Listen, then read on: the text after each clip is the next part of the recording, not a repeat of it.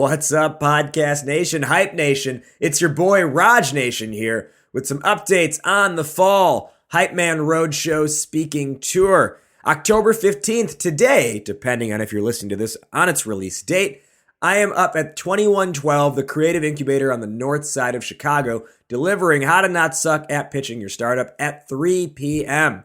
Would love to see you there. And then November 14th up in Ann Arbor, Michigan, I'm at the Ann Arbor Spark Incubator, delivering the same How to Not Suck workshop at 9 a.m. Eastern Time.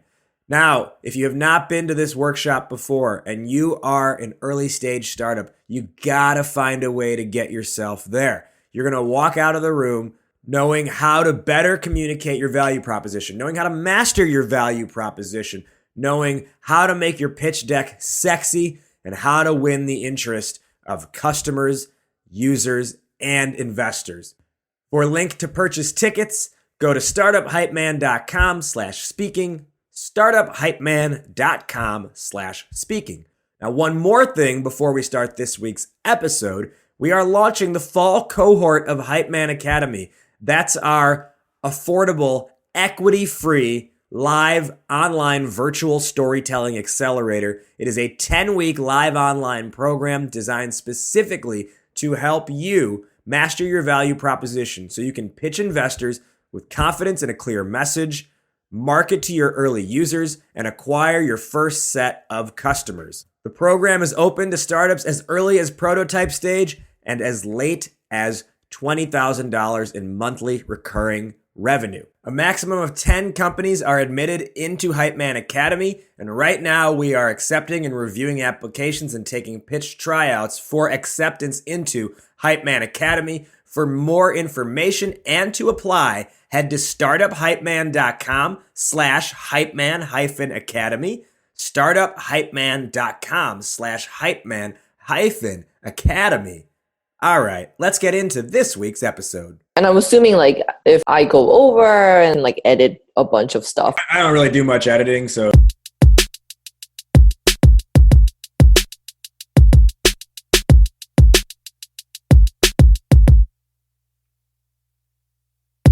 Welcome everybody to Startup Hype Man's Discover Your Inner Awesome podcast. My name is Rajiv Nathan, aka The Raj Nation. I am your show's host and the founder and creative force behind Startup Hype Man, helping startups everywhere build their hype by creating a message that sings. This is Discover Your Inner Awesome, the only show where you get to eavesdrop on conversations with entrepreneurs, artists, and musicians about the stories, the journeys, the struggles, but most importantly, the questions. The questions that help creative thinkers like you and I better understand who we are, what we're doing, and how we can do it better. It's about the mindset, processes, and strategies to help you build a badass company. Now, before we dive into today's conversation, I would like to extend an invitation to join our tribe at startuphypeman.com. Enter your email address there, and you will never miss another episode of this show, getting an email in your inbox every single week when we drop new episodes on Mondays. You'll also get my weekly thoughts, strategies, and ideas on how to build up your hype and create a raving fan base. All right, let's dive in now to this week's conversation of Discover Your Inner Awesome. Welcome back, everybody. Today on the show, we bring Allison Lee. Allison is the founder and CEO of Hemster, let's call it a style-fitting startup out of the Bay Area in San Francisco. Allison, welcome to the show. Thanks so much for having me. I'm excited to talk to you today. Now, our topic is how do you build large-scale partnerships? Why is this on your mind? Why is this important to you? For me, I see a lot of other early stage startups who are obviously strapped for resources and cash. And, the growth hacking is on everyone's mind. And for me, large scale partnerships have helped me grow the most out of all the different distribution channels. So when I talk to you about building up these partnerships, I think there is something that Hemster that we're doing that can be very useful for a lot of other companies. And it's been proven very successful for our growth hacking. So that's why it's always been on my mind recently. Well, as we dive into that, I think it's always important to know who are we talking to and sort of what got us to this point in the first place. So let's peel back the layers of this onion. And, well, it doesn't stink, so it's not an onion. Let's peel back the layers of this artichoke, maybe? I don't know. I think a lot of what shapes people where they're at today is their background, come from, where they grew up, etc. Geographically. So where did you grow up geographically, and how do you feel that impacted your own decision-making and mindset as you grew up? Yeah, that's a great question. So I was born and raised in South Korea near Busan, if anybody knows where that is. That's kind of like a LA of Korea, I guess. One thing that stuck with me a lot, and one thing that was really shocking to me when I grew up there and moved here, is the really big difference in like the customer service mindset. So when you go to like a large department store in Korea, like alteration services is just baked into the service layer. Like it should be just automatically altered to your size no matter where you go.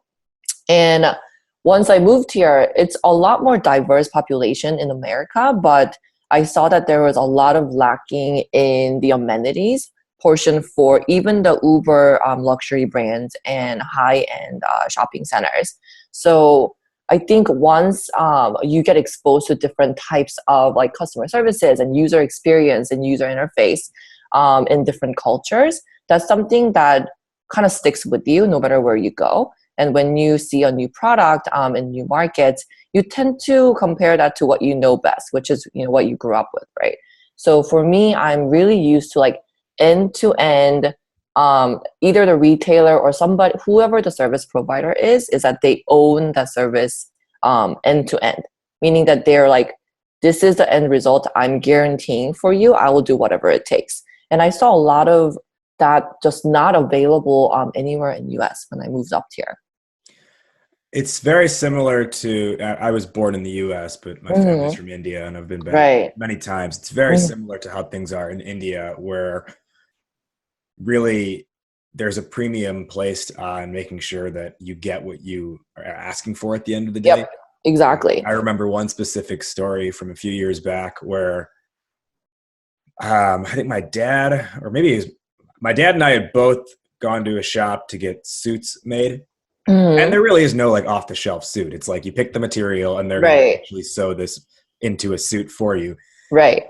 But we had to leave to go to like the next city, I think 2 days later. Yeah. And I feel like in the US, they'd be like, okay, well, too bad. Either you wait or we can't make that, or you'll have to pay, $100 extra for rush service. Yep, exactly. Not only in that instance did we not have to pay for rush service, but they were like, okay, we'll figure this out and we're going to get this to you before you leave. And what ended up happening, I'm not kidding you, is they got the tailor worked on it like the next day, and then the shop owner hops on a motorcycle with the suits hanging off his back and drives the motorcycle to meet us at the airport and drop. Oh my gosh.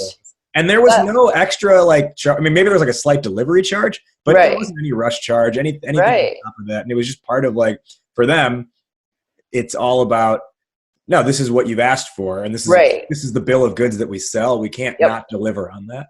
Yep, exactly. It's kind of like the supreme customer service is part of like the responsibility of the shop owner or even as a retailer, right? Like you're almost expected to provide that kind of services no matter what.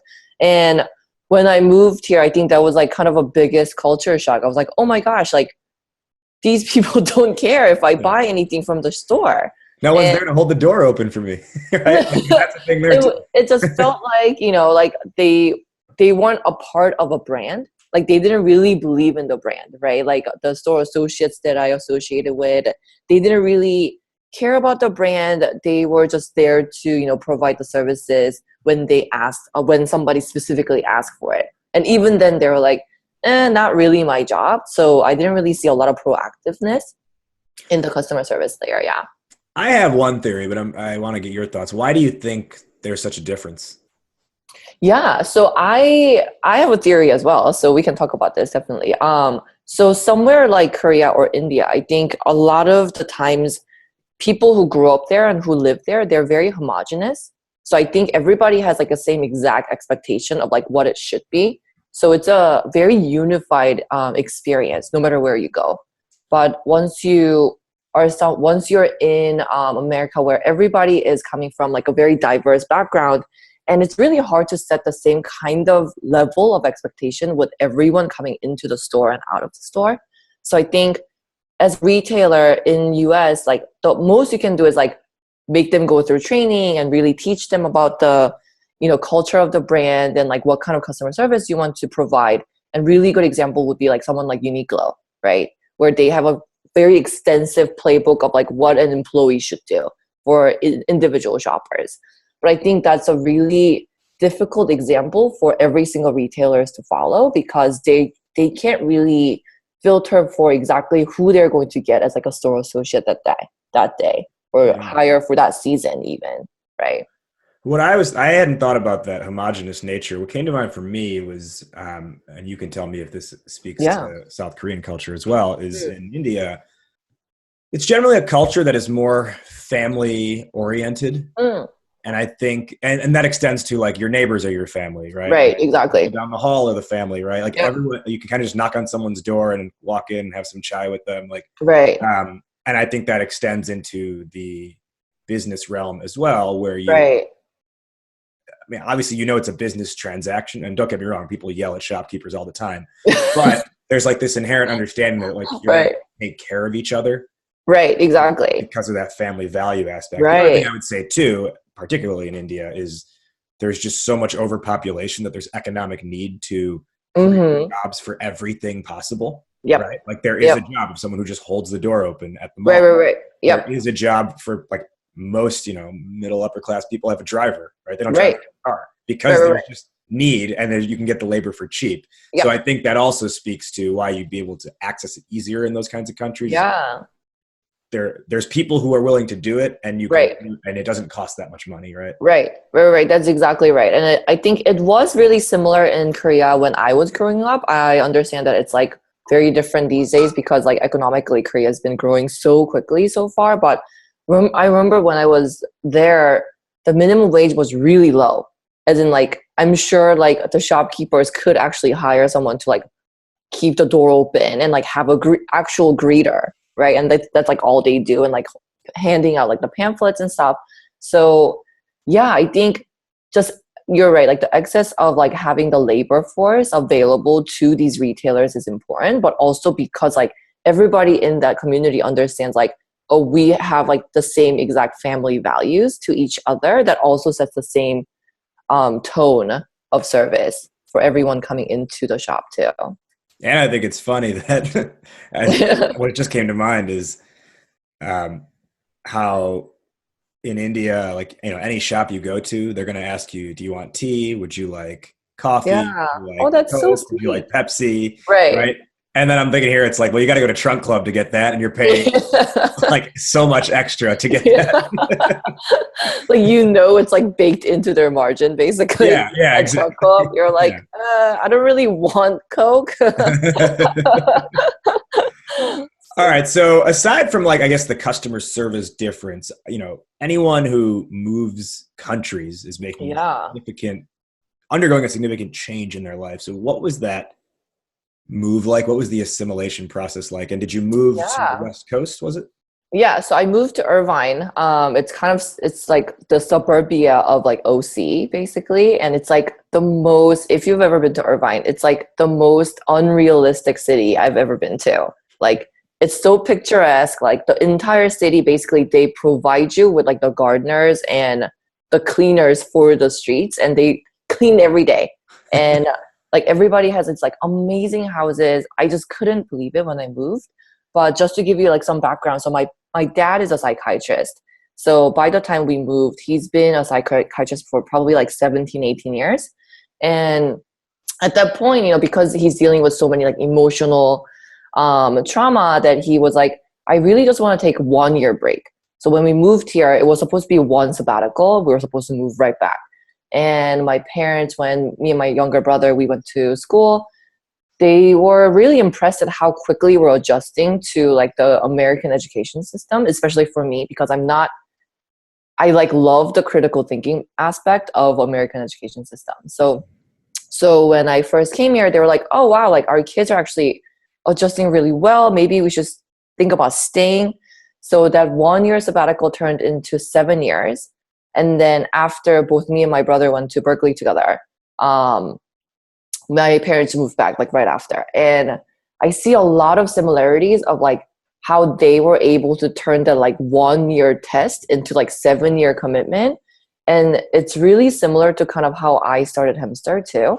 So when I first started Hemster, it wasn't supposed to be like 7 year commitment. It was more like I was really burnt out from my last job where I was traveling a lot, and I was kind of a consultant before that too.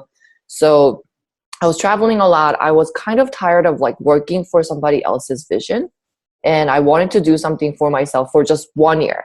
And really similar to how my dad like decided to like impulsively move to America too. So that was early 2016 that I was like, I'm gonna give myself 1 year to try this. If it doesn't work, great. I can just move on with my life. And there was not a lot of pressure when I first started. And then now it's my almost end of third year. And I think I can tell you probably that it's going to be like a 7 year commitment, which is really similar to what my parents went through when they first moved here. Yeah. Yeah. That's a very interesting connection. Can you actually rewind for a second and go back to, you mentioned you really took to the critical thinking aspect. And I want to come back to this because I feel like it actually impacts probably how you decided to run Hemster and how you choose to run Hemster. But why were you drawn to that? And can you compare that to the Korean education? Sure. Yeah, sure. So I was only exposed up to maybe like seventh grade education in Korea, so I can only speak to that. But I think it gets intensified more. But from what I remember, it was a very like memorization heavy education for Korea. Like there's a set of like correct answers that you're just supposed to memorize, like the facts and figures, and then all the tests were more like, did you memorize these things correctly? Right? It was never like, what do you think about these things, like these issues? Like, do you want to write an essay about it? Do you want to read something about it? It was never. It was just like a percent score, and that's exactly. And it was always like set on the curve where like you were just compared to everybody else all the time. And when I first came here, the most shocking thing was that like I went into my 8th grade like admission class, and then they asked me what classes I wanted to take, and I was like, you're letting me I have a choice? Like I can choose what I take in a class? Like that's insane. Like I've never heard that before. And just having those choices, like for me when I was growing up, it just really felt like I was owning those decisions, right? And that really made me feel more motivated to do better in these classes. And another thing was like there were so many long-term projects that I was exposed to when I moved here, compared to like in Korea where like just memorize this entire book and then you're good to go. It was a lot of like, hey, let's read this book together for a semester, right? And like let's like talk about like what we thought about this book, and like can we like bring in our past experiences into like understanding the theme of the book better. Like that's such an interesting idea for me because it really asks like individuals to come into the classroom like let's be ready to like be vulnerable and share our thoughts and opinions with each other. And of course it's like a romanticized idea because not everybody participates in the class anyways, but for me that was such like a shock, and I really wanted to be a part of that, and it really motivated me to get more engaged like within the session too. I think that's really interesting because if you look at sort of, I would say a key skill of an entrepreneur is that you need to be able, and really what creates an entrepreneur is you look at something that exists. You don't just take it for what it is. Right. Challenge the assumption of it, and you have to think exactly about it, right? Right. And you're always thinking about like, how can I fix it? Right? Like you're the one who's like owning that problem. And I think that's really interesting too. It's like, you're not just letting someone else take care of it. You're like, oh, I see a problem. I think I can fix it. Like, how can I actually go about doing that? And I think it's the execution part that sets entrepreneurs really apart from the dreamers, let's say. Like you can daydream about, oh my gosh, like I see a problem. I think I can fix it. But when you actually go do it, I think that's what really makes you a founder and the true entrepreneur too. Well, and this starts to get into Hemster, but what I'm really curious about before we really dive into Yeah. Hemster is you spent 8 months as Director of Monetization, which is a pretty cool title, Director of Monetization for a Yeah. company called Peel. Mm-hmm. In your time there, you launched 3 new major products to market and Yeah. bumped revenue from $20K to $5 million. Now, that is no small step. That is a giant leap for monetization For mankind. for mankind. So, first off, what is Peel? How does a company like that say, "Hey, Yeah. you've been out of college for 3 years. We're going to give you Right. huge responsibility," and what did you put into place to grow revenue so much?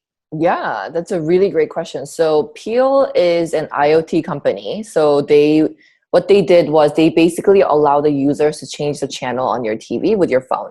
So they were improving that remote control experience, and they were attempting to be like the first IoT hub within every single living room, something like Alexa and Google Home, right?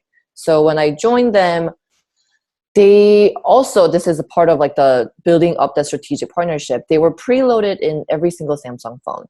So they had about 200 million active users when I first joined them. And because monetization wasn't necessarily a part of their big picture just yet, they were probably doing about $20,000 annual revenue. And they were collecting 2 billion data points off of 200 million users every month. And that's, I mean, you can't even compare that to any other data set that's available around TV viewership in the market, right? So when I joined them, I came from a very like data mining heavy industries like ad tech and marketing, where I saw these segments. I was like, oh my gosh, you guys, like, you don't understand this, but this is a freaking gold mine. Like, there are a million like TV viewership agencies who would pay a lot of money to get their hands on like understanding these viewership numbers better and really targeting these viewers to like get them to actually tune into their shows or movies or Netflix, Hulu, whatever it is, right? So they didn't really have any revenue driving product when I got there. It was mostly like, okay, how do I just get people to click on these tiles so they can like tune into these shows better, right? So I got there, I started building up the team full of salespeople who did a lot of like advertising sales for Appeal. So we would go pitch to like someone like Horizon, who used to represent someone like TBS, TNT, all these big networks. And we would say, look, like this is the first product that you can actually tell people how many people actually ended up watching this specific show. And there was no other company who could tie that feedback loop back into their marketing budgets, right? So I think I launched like 2 ad revenue and then 1 data revenue product in my time there. And then we basically grew our client portfolio from like 1 agency to like 20 agencies and just scaled that up across nation too. Can you explain, I guess, Peel is like a button on a phone, right? It's a tile on a phone. What was the Yeah. advertising? I guess what were you selling ads for? Yeah. Yeah. So basically, like, imagine if you are a like TV network and you're like a TBS and you're launching a new show and you want to advertise on people's like remote controls. Like, think about how enticing that offer must be as like a TV network. So that was essentially what Peel offered as like our ad product was people are using our app as a TV remote. Like, do you want people to be aware of your show as they're tuning in to watch like a similar show on your competitive network? Mm. It's, if you understand like the TV network's pain point, that's exactly what they want, right? That's like, of course I would want that. That's like a no-brainer. How much do you want for it? So they typically pay, let's say, about like 13 to 14 like CPM meaning like, cost per impressions, right? And for us, we were charging like 30 to 50 because for them, it's like such a contextually relevant market that they were willing to pay a lot of premium. And that's how we were able to monetize so quickly across our platform. How did you determine what to price that at? So that was from my previous experience as like a monetization person, as like an ad tech companies. So I did a lot of pricing strategy there where I saw that the more targeted and the more accountability that you can tie into these performances, the advertisers are actually willing to pay. So either you can price it out as like a CPC, which is cost per click, or CPM, which is cost per impressions. For us, because our click-through rates were so high that even if we did a click cost per click for like maybe $1, our CPM was actually lower cost to us because people were so engaged on our platform. So that's kind of how I thought about it, is like if I can deliver these results to the networks, then they don't really care how much CPM they're actually paying because we can deliver a lot more clicks at the end of the day. Mm-hmm. Yeah. It's very, very interesting. And I think it's pretty amazing, again, that you were able to grow this from $20K to $5 million in revenue. Now, you were only there for 8 months, which is even crazier, right? Total, I was there for like 1.5 years. I think in the beginning, I started out as, because it was such a small company, like we didn't really have like a title set. And towards the end, they were like, oh, well, you're managing like 20, 30 people. I guess you can be a director of monetization. Okay. All right. So in that like major role, but even so, a year and a half is not a long time. Right. You're having such success there. Why leave? And this, I'm going to guess this is where Hemster is born. So talk us through that. Yeah, though that's a great question. So for me, I love the company. I really saw Peel as kind of like my practice round for being an entrepreneur because, the CEO there, he's actually an investor in Hemster, but he really gave me like the free reins to like explore new ideas and like develop a new product. So I got a sense of like what it would be like for me to try to be a founder. And towards the end of my time there, I just felt really burnt out, not because of like the workload, but because I was working for a vision that wasn't mine. Back with more Discover Your Inner Awesome in just a moment. But first, are you an early stage startup? If so, you're probably running on the messaging treadmill where you're trying to figure out how to pitch your company, how to tell the story, how to communicate, market, and sell this thing that you've built. But for every step you take forward, you get pulled back one, just like you're on a treadmill, because you're either too in the weeds, too technical, or your attention is pulled in too many different directions. Oh, and on top of that, you're facing the everyday mental crisis of being an entrepreneur where you're thinking to yourself, well, maybe I am crazy. Maybe I should have listened to my family and just gotten that safe and secure 6-figure job. Guess what? It's time to get off the treadmill. Introducing Hype Man Academy, my brand new, affordable, equity-free virtual accelerator designed to build a marketing playbook for your startup so you can confidently pitch investors with a clear and compelling message and go out and market and sell to get your first 10 or 20 or 30 customers. Hype Man Academy is a weekly live online workshop where you work alongside your fellow founders, support and help one another, and get one-on-one access with me through virtual office hours.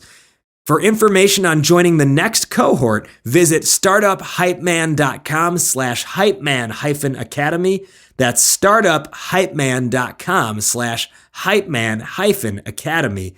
Fill out an application and let's discuss. Back now to our regularly scheduled programming. So I saw that like, even if I was putting in like 100-hour weeks, at the end of the day, it didn't really matter what I wanted to do with the company because the strategy belongs to like the CEO and the co-founders.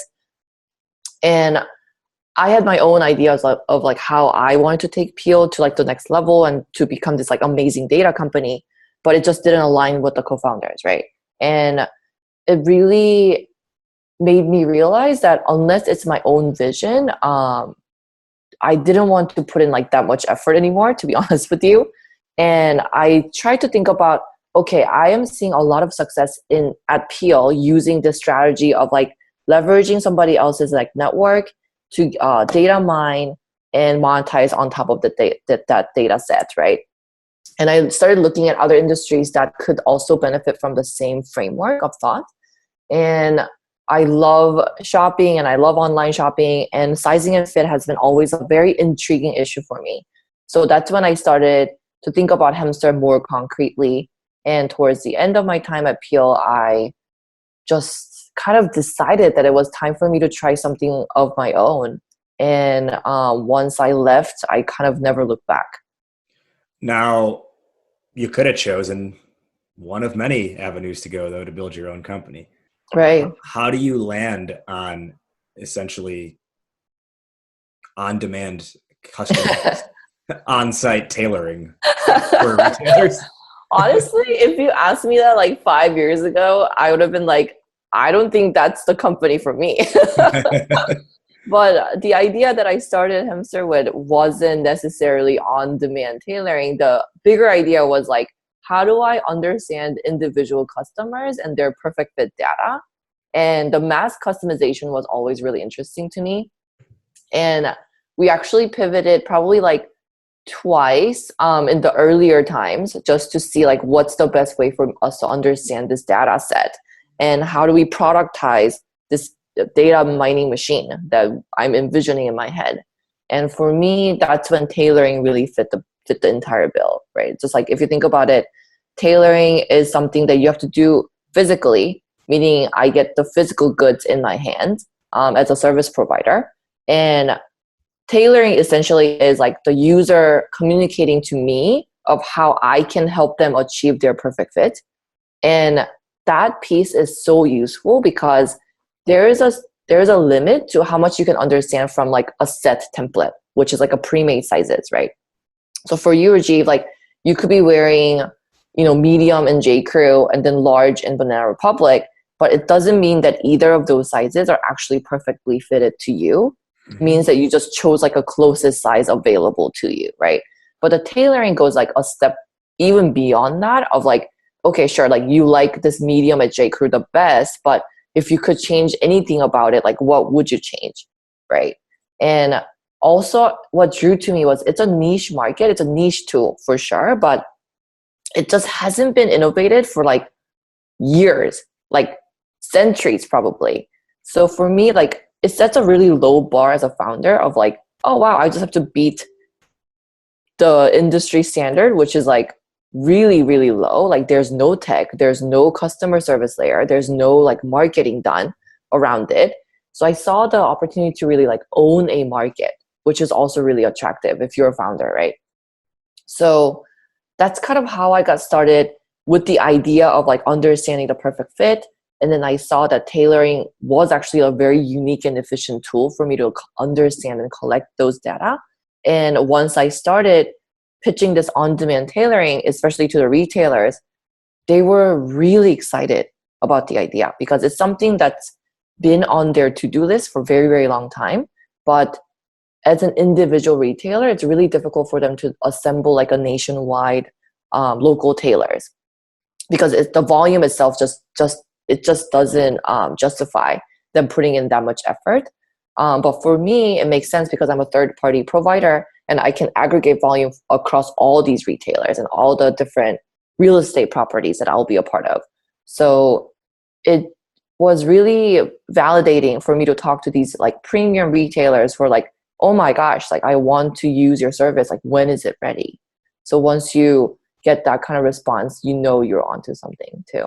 Can you walk us through the customer experience and I guess and compare it to, what is it in a world without Hemster versus the experience? Yeah, of course. So like, let's think about like how you shop right now. You like browse, for your closest sizes online or in store, and then you try it on in the fitting room. And if it doesn't fit you, you can either choose to buy something that doesn't fit you, which is kind of crazy, and take it to an outside tailor, or you just don't buy and you simply walk away and you try that cycle again and again. So for us, we want to make sure you're fitted when you're trying on these clothes. So there's two really main forks of Hemster experience. One is through like the malls and retailers, meaning that as you're trying on garments in these specific retailer stores or at the mall partners, basically a Hemster is now a newest amenity for these retailers. So as you're trying on that, size 32 pants in J. Crew fitting room, and you're like, I love the fabric, I love the colors, but it just doesn't fit me right, then the store associates are now able to use Hemster as their sales tool. So they would try to fit you in the dressing room, and then as a user, you're just getting that extra service inside of the dressing rooms. Okay, so now that we understand, essentially how the product works, let's talk through this idea of building large-scale partnerships, because you've been able to grow this thing, pretty quickly. What, I guess, comes to mind, and can you talk through this, just a little bit more of this concept of large-scale partnerships, specifically through the lens of Hemster? Yeah, exactly. And that really comes from my personal philosophy of fundraising too. So if you're a founder, I think there's a lot of choices you can make about how to fund your own company. So for me, I chose to bootstrap Hemster for a very long time. And when you're bootstrapping something, that kind of forces you to be very creative about how to grow your company as well, right? Because you're very strapped for resources and cash. So for me, I was looking for ways to target and acquire users without having to spend any money, first of all. And how do I also become contextually relevant to these shoppers in the right time? So when I first started, I just went into a lot of boutique stores in San Francisco to say, like, would you want to offer like alteration services, but as a shop owner, you don't have to do anything. Like, there's this company called Hemster. We will literally provide anything and everything from measurement kit to like pickup, delivery, everything. Like, you don't have to worry about it at all. So we onboarded about 10 stores, and we saw a really good user adoption rate from these stores. The only problem was that the boutiques in general just had really low traffic. So even if we were converting a lot of users, the overall traffic was really low. So we wanted to go into like another distribution channel that could give me a bigger funnel, right? So for me, those were malls. And if you remember a couple of years ago, like every major publication was pumping out articles about how every mall in America were dying, right? Like every malls are dying. Like Sears was dying, Macy was struggling. Like everybody was like, oh my gosh, this is the end of brick and mortar space.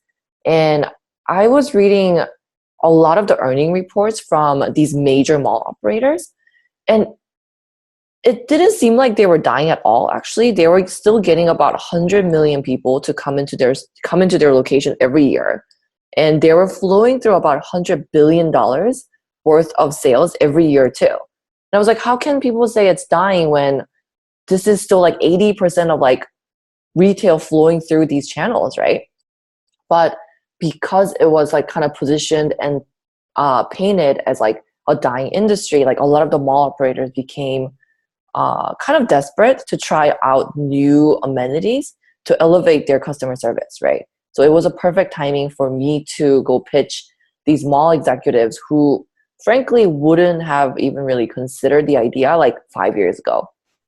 So really understanding like how the market is flowing and not necessarily like getting scared by the media or like what you're reading on paper, because if the numbers speak the truth and if you actually think they're flowing through $100 billion worth of like merchandise through them every year, then just by converting 1% of that creates $1 billion market for Hemster, right?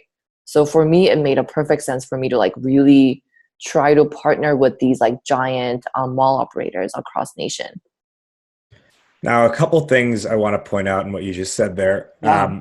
The first thing is you said you wanted to target and acquire users while being contextually relevant. Mm-hmm. Before I get into the other 2 points that you mentioned, Yeah. can you just elaborate on, because I think it's a really key point, I don't want people to miss it. Can you Yep. elaborate on the idea of contextual relevance? Yeah. So, as I was mentioning about Peel, being available or targeting the right people at the right time, I think is really important. So for me, when do you feel the most need for alterations? It's when you try on something that doesn't fit you, right? Like if you're just walking around town, you don't really think about alterations or tailoring at all, right? It has to be at that point where you're shopping and you want to buy something, but it just doesn't fit you, so you're frustrated.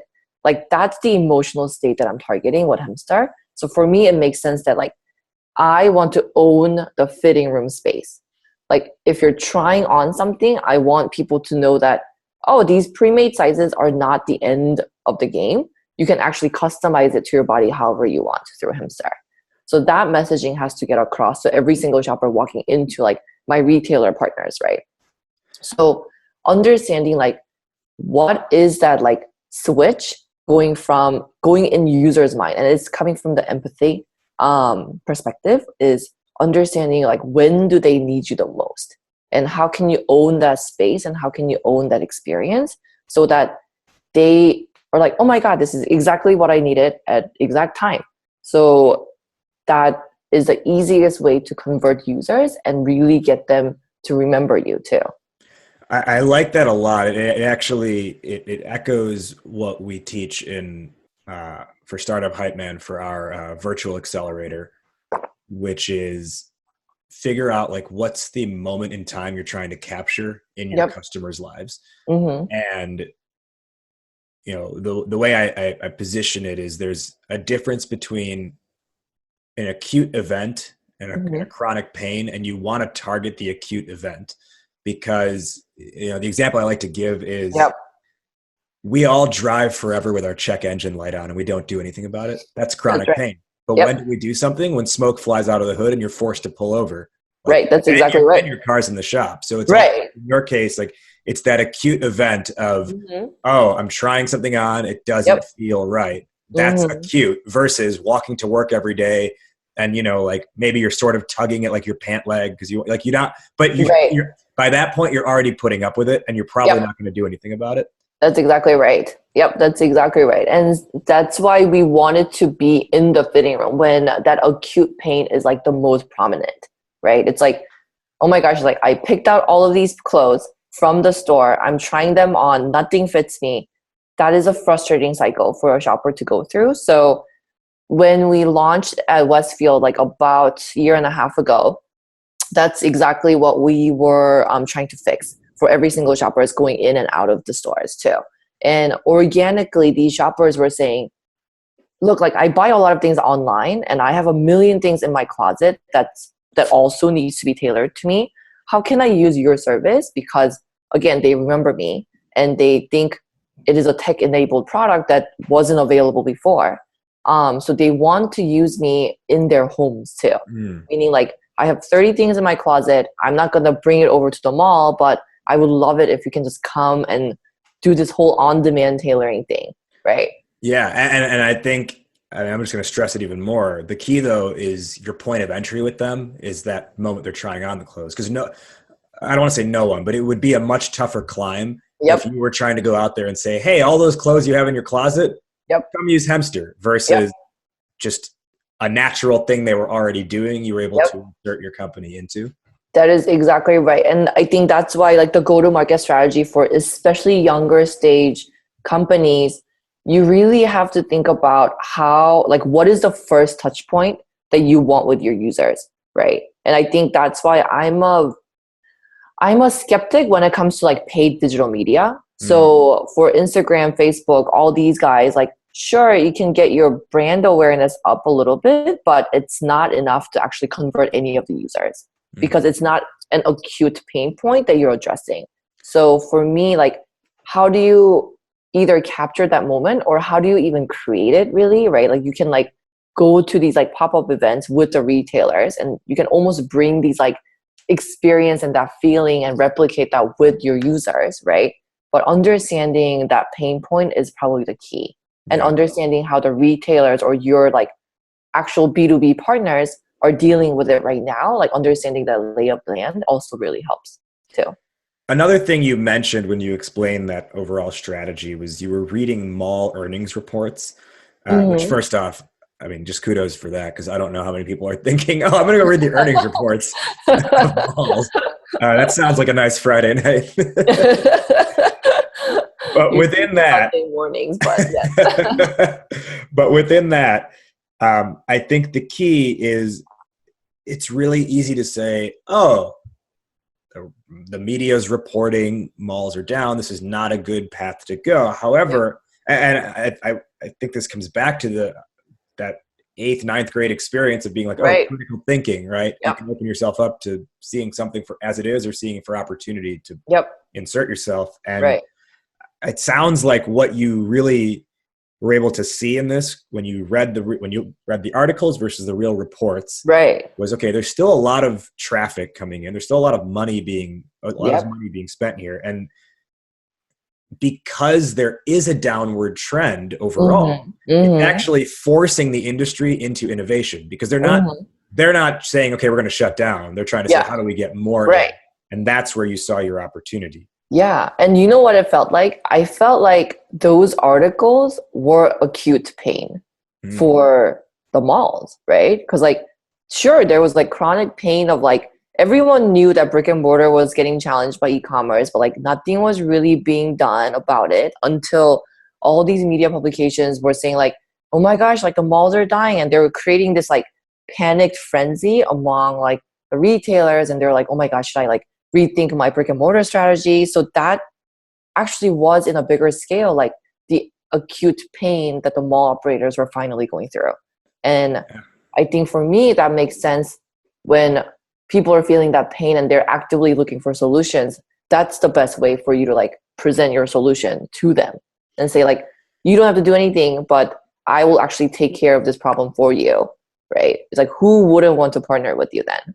Yeah, your situation in particular, I think, is, as I hear more about it, it's really interesting because, again, even though there's still a lot of money being generated through these malls, the retailers themselves are thinking, should we pull out entirely? Which is making the mall owners panic and saying, okay, how do we keep business here? Exactly. Right.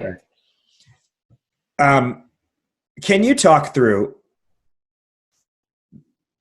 we understand now like why we would go the route of malls in your scenario, but how did you actually go about establishing your connections? Like, let's say you have like GGP, General Growth Properties, and Simon's Malls. Those are probably the two biggest players I can think of. Now, you're sitting there like, are you like, okay, well, I got to find the CEO of General Growth Properties? Like, who do you think to contact, and how do you even establish those relationships? Yeah, that's a great question. So for me, I chose a very bottom-up strategy for that because I didn't come from a retail background, meaning like I lacked a lot of like industry network and industry contact, and I still think I do a little bit.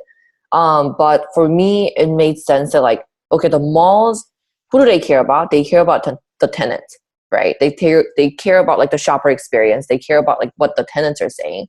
So we're based in San Francisco. So we have this huge mall, Westfield San Francisco Center. Just went in there one day and I talked to like every single store manager in the mall. And I asked like, it's the same thing what I did with like the boutique stores in San Francisco, except I just kind of went into like the bigger stores, I guess, in the mall. You went into a place where it takes 2 steps to get to the next store instead of exactly. Yeah, I was like, oh great, like it's even faster for me, I guess. So I went in, met every single store manager and their assistant store manager and their key holders, and that was like all I did for a month. And then basically I kind of like rallied like some people together, and I was like, hey, wouldn't it be great if you had access to like on-demand tailoring provided to you through the mall? And they were like, oh my gosh, are they doing that? That's amazing, right? So you're just creating the buzz from the people who your partners care about. But you hadn't yet talked to the malls yet, right? So you were like saying, hey, what if the mall was providing? This is really smart. Okay, continue. Yeah, because I was like, well, they care about what tenants want. So if I know that tenants want this, I'm just going to take this list of people who are interested and bring it over to like the Westfield marketing team. So I think I somehow not snuck into, but I got like invited to their like monthly retailer meeting at Westfield San Francisco Center. And then that's kind of how I met the GM there and also like the marketing manager, who was like, oh my gosh, it's like so interesting. And I've heard about you already from one of my tenants, right? So it's not just like, they're not meeting me for the first time. They're like, I kind of know about this company. What is this about? And they're curious. And then you're also like presenting yourself. So I think it's really important to like set the context up too, right? So that was, I want to say, like early last year, 2017. And then Westfield probably took about like 6 months to close, to go from like a very local store manager to like their marketing manager to their like headquarters, and then to their legal team, and like negotiating all the stuff. And the pilot actually launched in August of last year. And then once we did the pilot for about 6 months, we had like really good results. We had amazing numbers. And then the other malls called me. I didn't do any outreach. The malls called me. They were like, we saw that you did a pilot with Westfield. What is that about?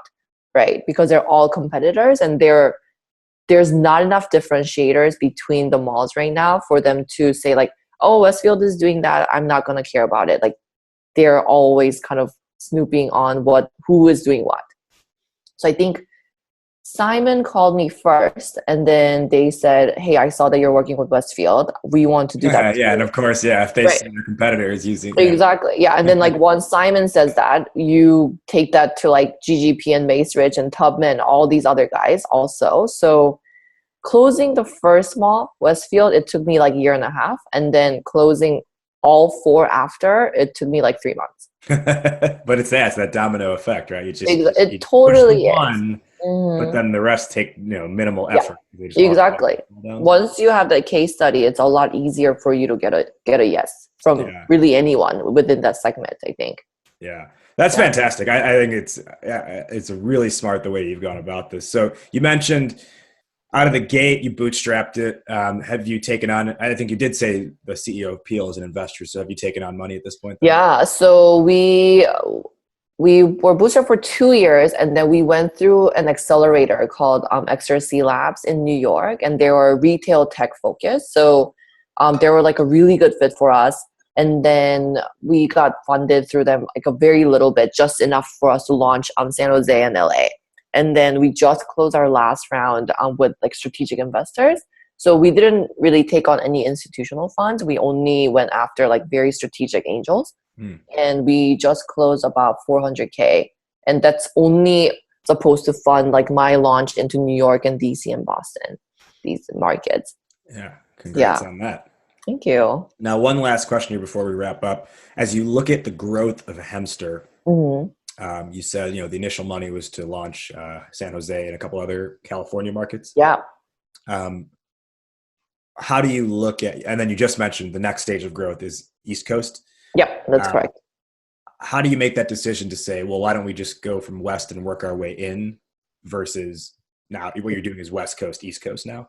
Yeah. So for me, because my partners are nationwide, so we work with like the malls, of course, but we work with like retailers and apartments and all that stuff too, right? So for me, activating each market is like a land grab for me. And that's kind of how I create my moat, right? So if Hemster is available in all of these cities, and it doesn't take a lot for me to go into a new city because all the partners are already locked in. All I have to do is just hire a regional team who can just manage the operation and logistics flow. But once you activate this kind of like nationwide distribution channels, you worry less about like the volume and growth. You worry more about like, I'm just going to scale it up so nobody else can come in to this market. So it's an easier decision for me to go into these new markets because it's like, at this point, it's kind of like money in, money out, right? Because I know like how much money like each malls are netting out, how much money like apartments, like all these different partners. So if I already have like 30 people in the wait list who are waiting for me to launch in New York and Boston and DC, then it makes sense that I would raise money to go into these markets. But before I got to prove that model of like distribution channels, it didn't make sense for me to raise by then. Awesome. Yeah. Can you let our listeners know where they can learn more about Hemster, find you, get in touch with you?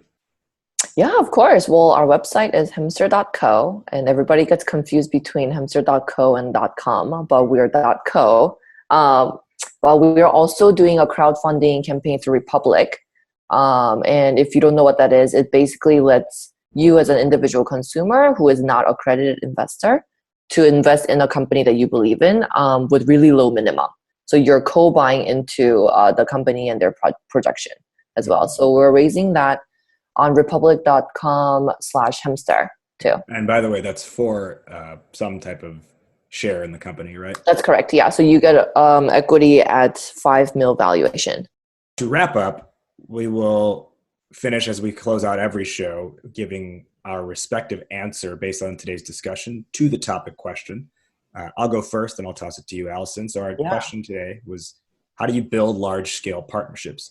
From everything we discussed, what really spoke to me was first looking at where is your industry being forced into finding innovative solutions? And then two, you mentioned the bottom-up approach.